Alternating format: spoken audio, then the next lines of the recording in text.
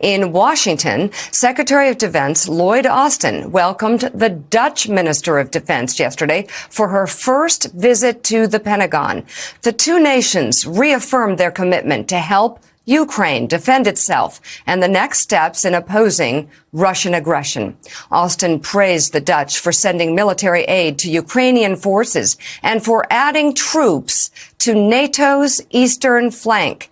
And the Netherlands Defense Minister, Kajsa Ollongren, joins us now. Thank you very much for coming on the show. It's perfect timing. We just heard President Biden in the middle of his trip to the Middle East reaffirming his commitment to Ukraine, saying it must be a strategic failure for Vladimir Putin.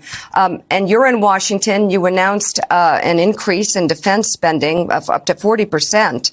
I'm curious, given the threats that the Netherlands and the U.S. that we are facing around the world and building these strong ties together to defend from these threats, where will you focus your spending? Will it be jets? Will it be maritime security, submarines?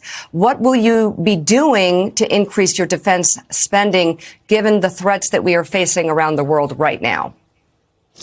Well, yes. Well, I'm glad that we can increase our defense spending now. It's necessary. We're facing real threats from the Russian Federation. And also, of course, there are other threats in the world, as we just saw in the visit of President Biden in Israel.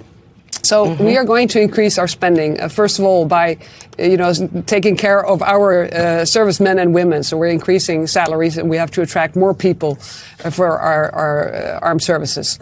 Secondly, by also investing in new capabilities. And these have to be the capabilities that we need within NATO, within the European Union, and that can also face the threats of the future, which is, of course, cyber threats, space threat. And for that, we also look to the United States, our biggest and most important partner within NATO, and we have a very strong relationship with the United States. And we already have F-35, for instance, fighter jets, very important to us, that we want to equip with long-range missiles. So these things I discussed yesterday with my colleague, Lloyd Austin, and I think we've made good progress. Yeah, and I'm looking at your remarks along with Lloyd Austin, and there was a high priority areas, artillery and coastal defense. Explain the investments there and why they're important. Yes, well, these two issues Secretary Austin mentioned, it's part of what we do to help Ukraine. So we have really also, since the beginning, even before the war started, decided to provide Ukraine with weapons. In the Netherlands, we don't disclose every detail about what we provide them with. But of course, artillery, really high-tech capabilities in the artillery field. We provide them with Panzer howitzers together with Germany, which is long-range artillery, really important weapons. Along with the HIMARS, for instance, that the United States is providing. So we're really coordinating this effort with the United States and with a lot of European countries and other countries to make sure that we do provide Ukraine with what they need, because we have to make sure that Putin's aggression is not rewarded and that Ukraine can continue to fight them.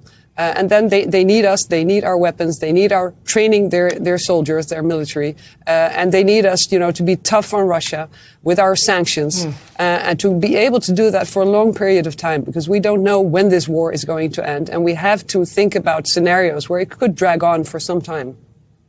So that's an important point. I guess you could some might describe the approach, the strategy right now as sort of incrementalist, sort of dragging it out, trying to run out the Russians and hope that they run out of steam. Russia is a very large country with a leader who doesn't care about his people.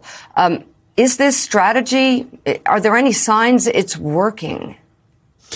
Well, we know that the progress that the Russian army is making is very slow.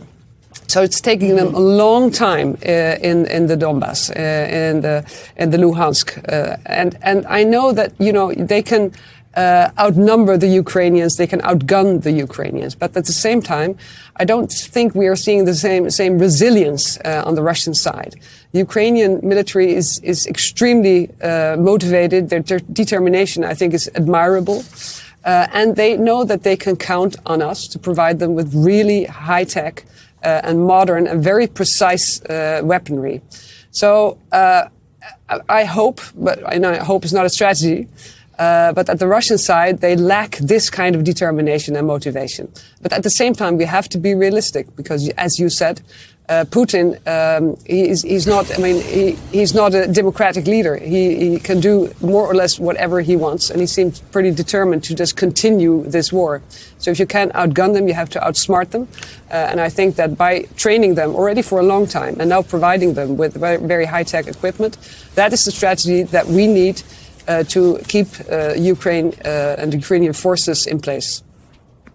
All right. Netherlands Defense Minister Kajsa Ollongren, thank you again in the United States, meeting with our Secretary of Defense to discuss helping Ukraine, an increase in defense spending, high priority areas such as artillery, jets and coastal defense. And the Netherlands very involved in supporting Ukraine and democratic values. Thank you very much for coming on the show this morning. We appreciate it.